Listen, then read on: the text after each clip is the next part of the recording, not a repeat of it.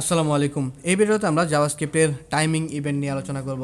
So timing event এগুলা সম্পর্কে কিন্তু আমরা অলরেডি পরিচিত হয়ে গেছি, বাট আমরা জানি না যে আসলে টাইমিং ইভেন্ট জিনিসগুলো কী কী। যেরকম এখানে যদি আমরা যাই, দেখেন set time out. Set time out সম্পর্কে কিন্তু আমরা অলরেডি জানি এবং এগুলা কিন্তু অলরেডি আমরা ইউজ করছি, এবং সেট ইন্টারভাল এটাও কিন্তু আমরা অলরেডি ইউজ করছি এবং সেটা জানি। সো সেট টাইম আউটের ভিতরে ফার্স্টে আমাদের একটা টাইম আউট মানে একটা ফাংশন বলে দিতে হবে, যেটা কোন ফাংশনটা কী হবে না হবে, একটা টোটাল একটা ফাংশনের বডি স্ট্রাকচার এখানে বলে দিতে হবে, ঠিক আছে। এবং ফাংশনের ভিতরে আমরা একটা বলে দেবো, এটা হচ্ছে একটা কল ব্যাক ফাংশন, যে একটা সেট টাইম আউট শেষ হওয়ার পর কোন ফাংশনটা কল হবে, সো এখানে সেই ফাংশনটা বলে দিতে হবে। এবং এখানে মিলি সেকেন্ড বলে দিতে হবে। সো মিলি সেকেন্ডটা কি, যে এই ফাংশনটা কল হবে কত মিলি সেকেন্ড পর, সেটা যদি আমি বলে দিই তাহলে সেই মিলি সেকেন্ড পর সেই ফাংশনটা এক্সিকিউট হবে এবং কল করে আমাদের স্ক্রিনে বা যে কোনো জায়গায় দেখাবে আর কেউ, ঠিক আছে। আর সেট ইন্টারভাল যেটা আছে, সো এটা হচ্ছে সেট টাইম আউটের মতোই, বাট বারবার রিপিট হবে, ঠিক আছে। ধরেন একটা নির্দিষ্ট টাইমের পর বারবার রিপিট হতেই থাকবে, অনগল চলতেই থাকবে। এটাই হচ্ছে সেট ইন্টারভালের কাজ, ঠিক আছে। সো এখানে এই জিনিসগুলো বলছে যে এই ফাংশনগুলো কী করে না করে। এই যে দেখেন যে সেট ইন্টারভাল যেটা আছে, ঠিক আছে, এটা কী বলছে, এটা রিপিট করবে, ঠিক আছে। ওকে, সো এই ক্ষেত্রে উইন্ডোটা আপনি দিলেও দিতে পারেন, না দিলেও নাই। Window dot set time out নামের একটা ফাংশন আছে এবং সেট ইন্টারভাল নামের আরও একটা ফাংশন আছে। সো এটাকে আপনার অবজেক্টের কী বলা যায়, অবজেক্টের ভিতরে যদি কোনো একটা এরকম অবজেক্ট থাকে সেগুলোকে কী বলা হয়, সো মেথডও বলতে পারেন কিংবা একটা অবজেক্টও বলতে পারেন, যাই বলেন না কেন, ঠিক আছে। উইন্ডোর ভিতরে এরকম একটা মেথড আছে, ঠিক আছে। সো এই মেথডের ভিতরে একটা ফাংশন দিতে হবে ফার্স্টে, তারপরে এখানে মিলি সেকেন্ড দিতে হবে।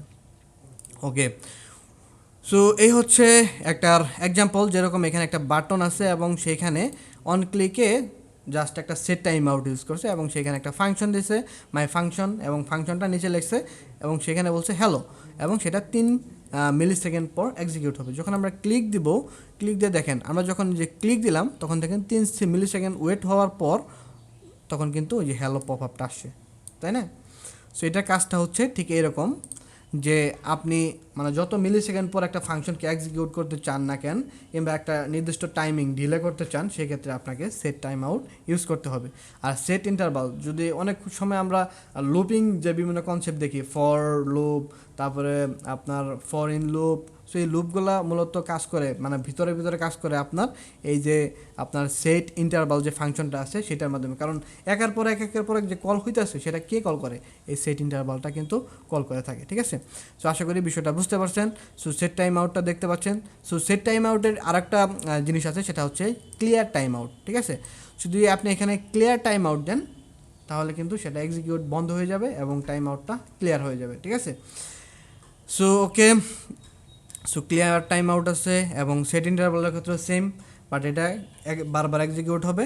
এবং আপনার এই সেট ইন্টারভালের ক্ষেত্রেও সেম ক্লিয়ার ইন্টারভাল আছে, ঠিক আছে। সেই ক্লিয়ার ইন্টারভাল দিয়েও সেটা কিন্তু আপনি ক্লিয়ার করতে পারবেন। সো এই টিউটোরিয়ালটা এতটুকুই, দেখা হচ্ছে নেক্সট টিউটোরিয়ালে, সেটা হচ্ছে জাভাস্ক্রিপ্টের কুকি নিয়ে। সো কুকি বিষয়টা খুবই ইম্পর্টেন্ট, আপনারা এই টিউটোরিয়ালটা ভালো করে দেখার চেষ্টা করবেন। সো এই কুকি টিউটোরিয়ালটা যদি ভালোভাবে বুঝতে পারেন তাহলে কিন্তু ব্রাউজারে আর কোনো কিছু মানে বোঝার বাকি থাকবে না। সো ইজিলিভাবে সব কিছু মানে আপনার আয়ত্ত নিয়ে আসতে পারবেন এবং সেগুলোকে ইজিলিভাবে ইউজ করতে পারবেন। টিল দেন টেক কেয়ার, এবং যাওয়ার আগে আপনাদের রিকোয়েস্ট করবো চ্যানেলটা সাবস্ক্রাইব করেন এবং পাশাপাশি ভিডিওগুলো শেয়ার করে দেন। যদি আপনার হেল্পফুল হয়ে থাকে তাহলে অবশ্যই কমেন্ট বক্সে জানিয়ে দেবেন। আল্লাহ হাফেজ।